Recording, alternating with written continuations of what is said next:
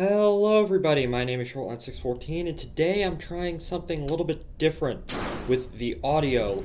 Last episode's audio was rather horrible, so what I'm doing is I'm recording this on a voice recording software and I'm going to splice it together with the rest of the video. But that, of course, is a horrible introduction you probably clicked off already. But today we will be launching our crew transfer vehicle, my dream chaser sort of thing, with the Expedition 3 crew change for Columbia Station. As you can see, one of the main things that I did is I went back and, while this is on a slightly different version of the Chesapeake, this is the Chesapeake 30C, which stands for crew. It's effectively the same thing, except the second stage tug is removed. And, this is my first time launching it, and I might be able to add some capabilities into this rocket that you might see later. Karam, who's the pilot, Maddo, who is the engineer, and Furwin, who is a scientist, are going up to replace, I forget who's on the station right now. I think Val, and I think Bill is one of them, and one other Kerbal. And they're going to be staying up for about another 300 days, as I decided what my crew rotation is. I go ahead and I deploy my fairing to reveal the crew transfer vehicle in all of its glory.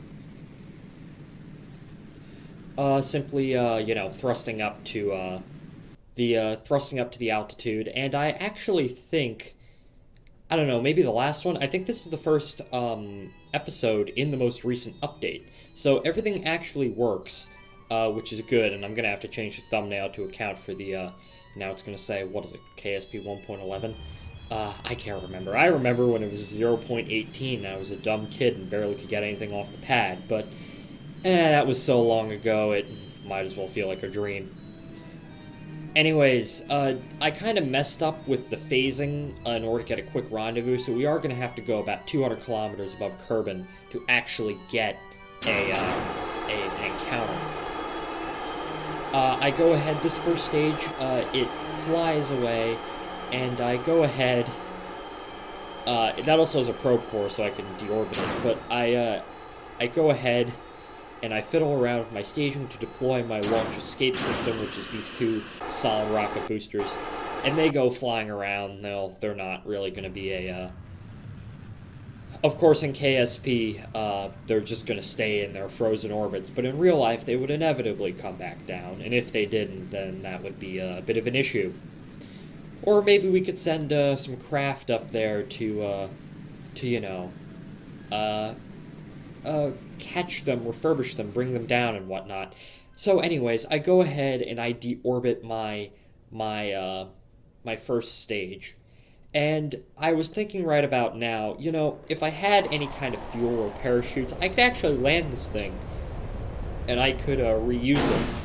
I might want to add that as a capability into the Chesapeake later on, but that might be a stream in and of itself.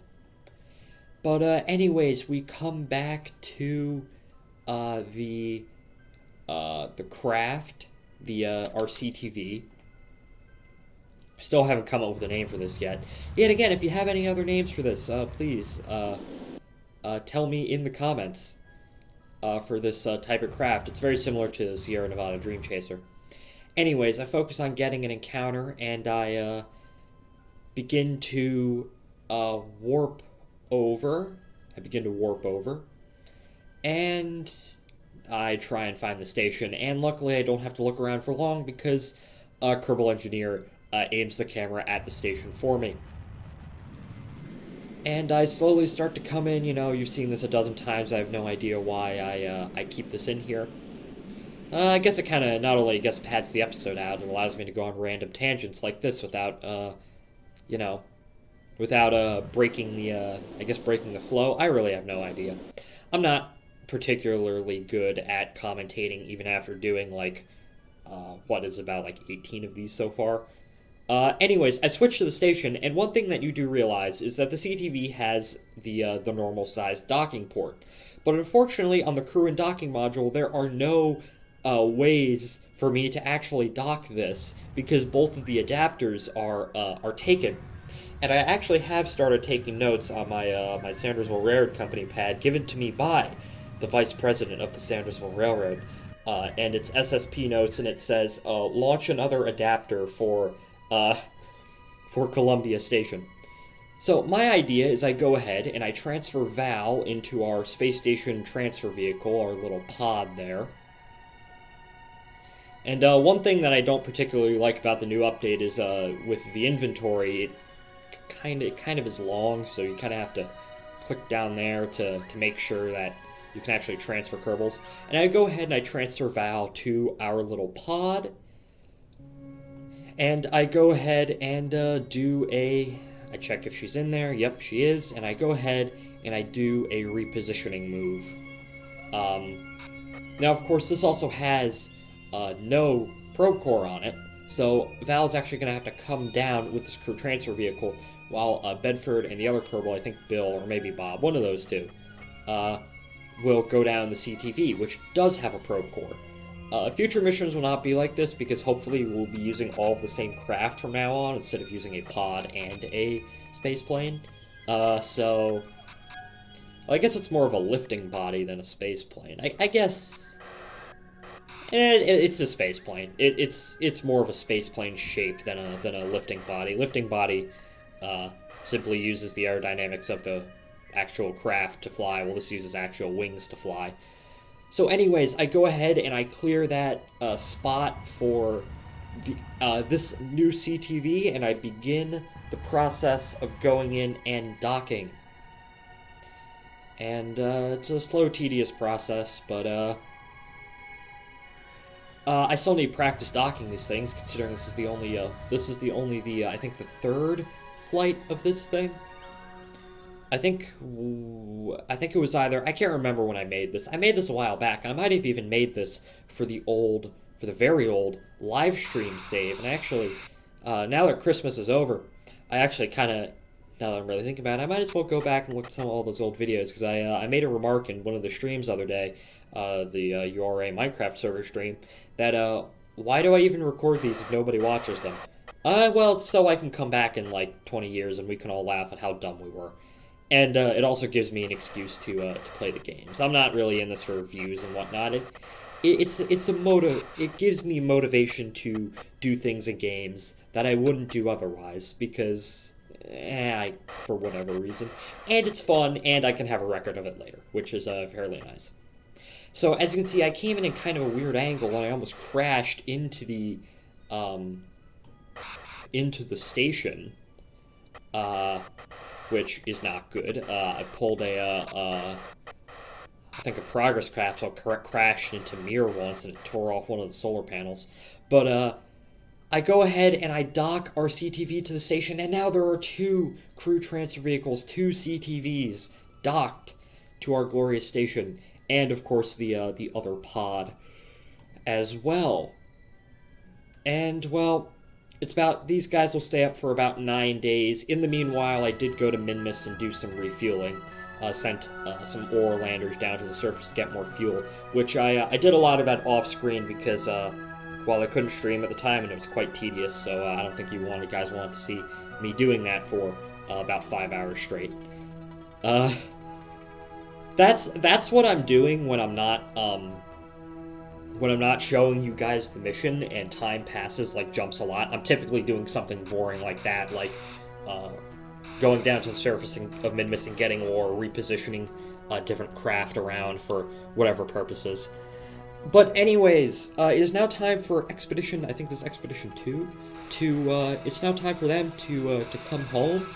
And, well, our space station transfer vehicle has it has no probe core, which is a bit of an issue. So Val is actually going to come down in this by herself. She is skilled enough as one of the big four Kerbonauts to actually pilot this down herself.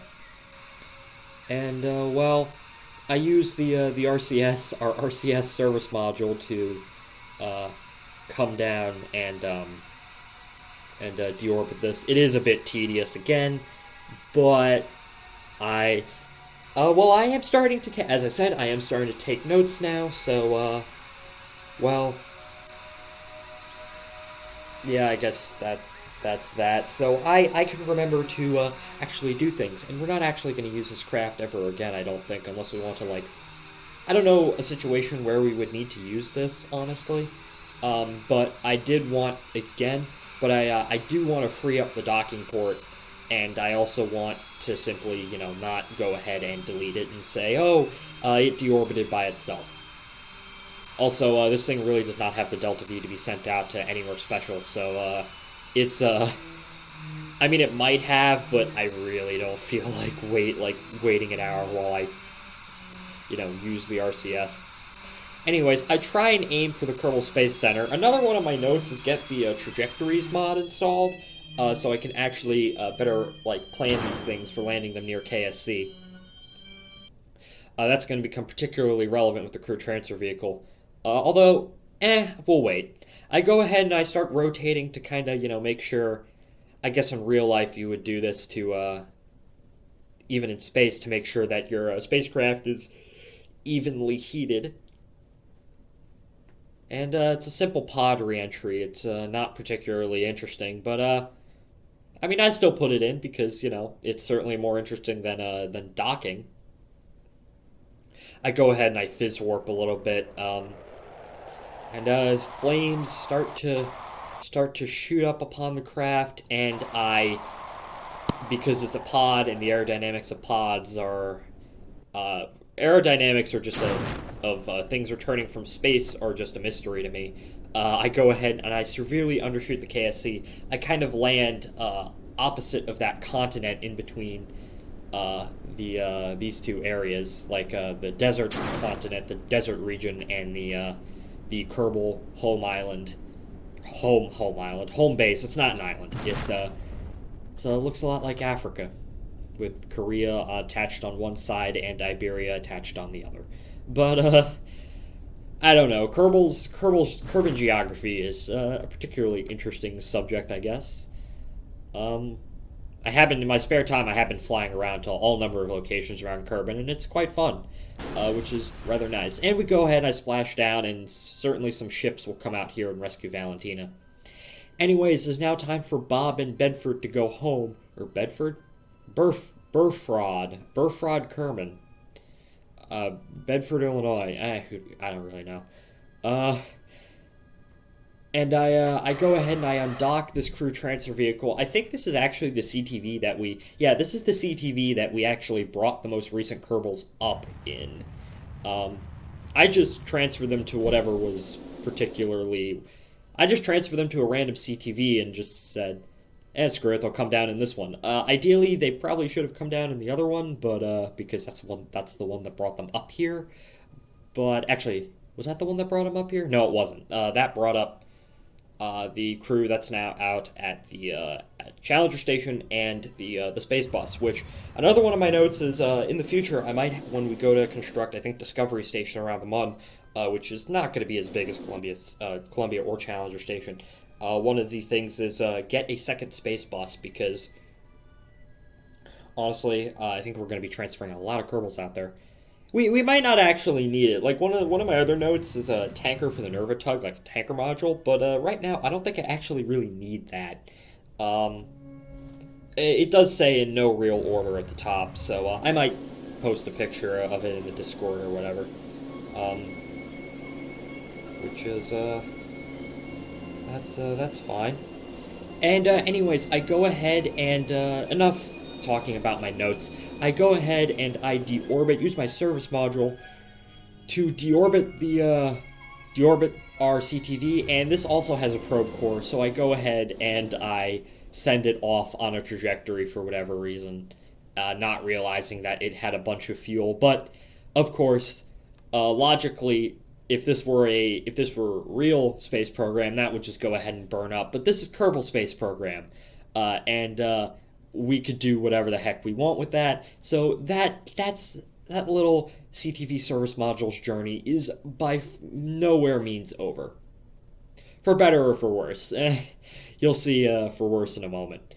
Anyways, I begin to re-enter. I think the first time I tried to re-enter this thing, one of the RCS blew up.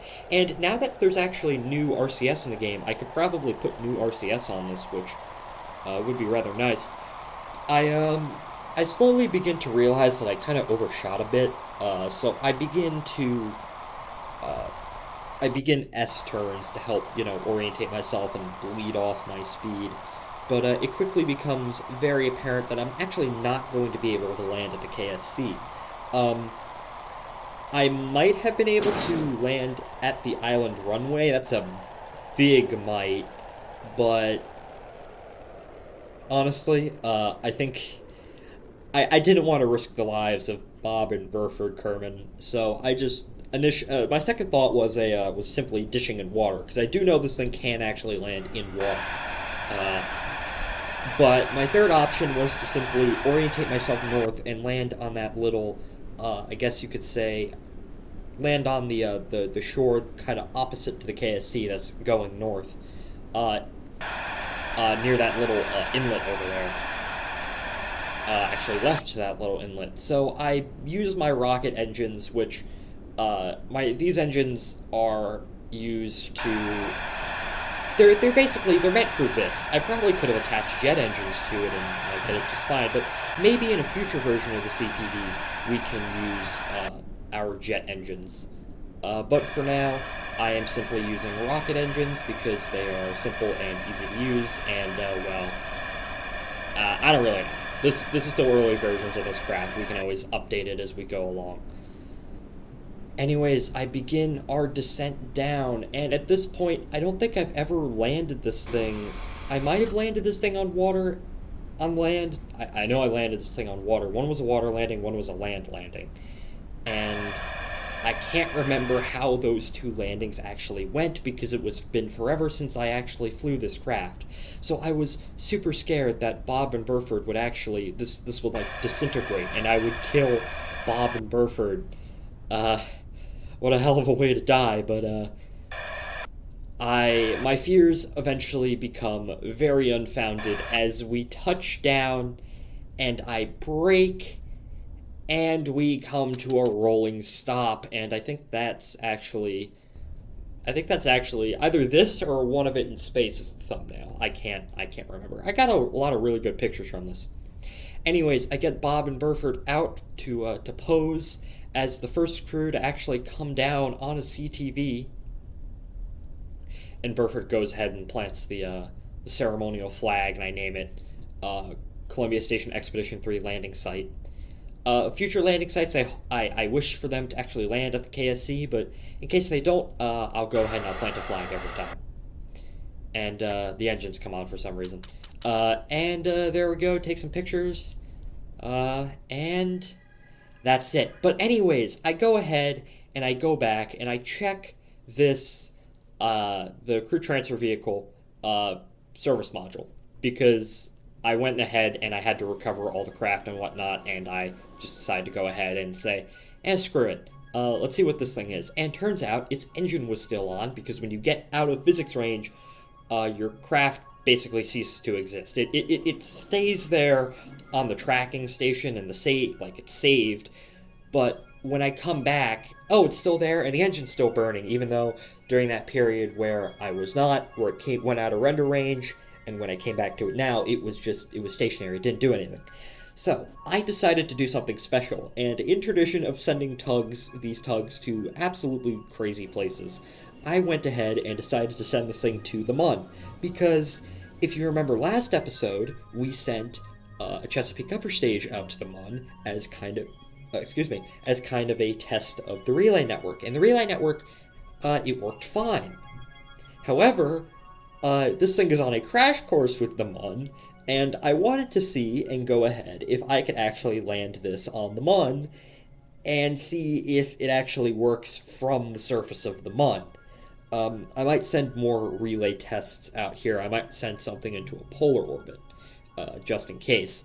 But I might actually send out one of the tugs currently at Columbia Station to a polar orbit, or I might send up a new tug entirely. It kind of depends.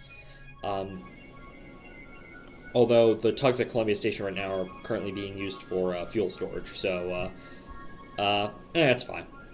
At least they might not be transporting craft to other worlds, but at least they're serving their purpose as being fuel storage. Anyways, I go ahead and I try and land, and well, it turns out the Kerbal Engineer suicide burn calculations were a bit off because I'm 5 kilometers above the surface. It's probably less than that because that's 5 kilometers sea level, and I don't think did I end up changing it uh, to ground? And we'll see in a moment. But of course, it's also on the dark side of the Mun, and you might notice that I actually have very little to no connectivity, so I can't actually throttle my engine, that's the first test, which is really good to know. And I go ahead and I land first craft on the Mun in this save.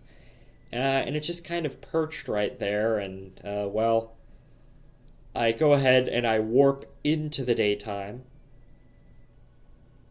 You know, as our craft passes overhead. And we kind of landed on a bit of a strange spot. It's fairly above the equator, but eh. And I go ahead and I decide, screw this. Just start, let's see if we can kind of drive across the surface. And of course, the orange tank goes ahead and explodes because apparently that's the least structurally safe part of the craft. The bottom part does land on its feet, though, which is rather nice. And this top part kind of just keeps rolling. And then it finally perches itself above the thing. And of course, this has no electric charge left.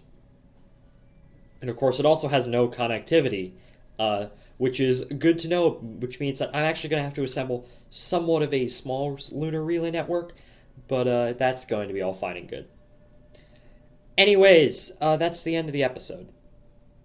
Thank you all for watching. Please like, subscribe, comment, tell me what you think, and join my Discord server if you want to, and I'll see you on the next one. Goodbye.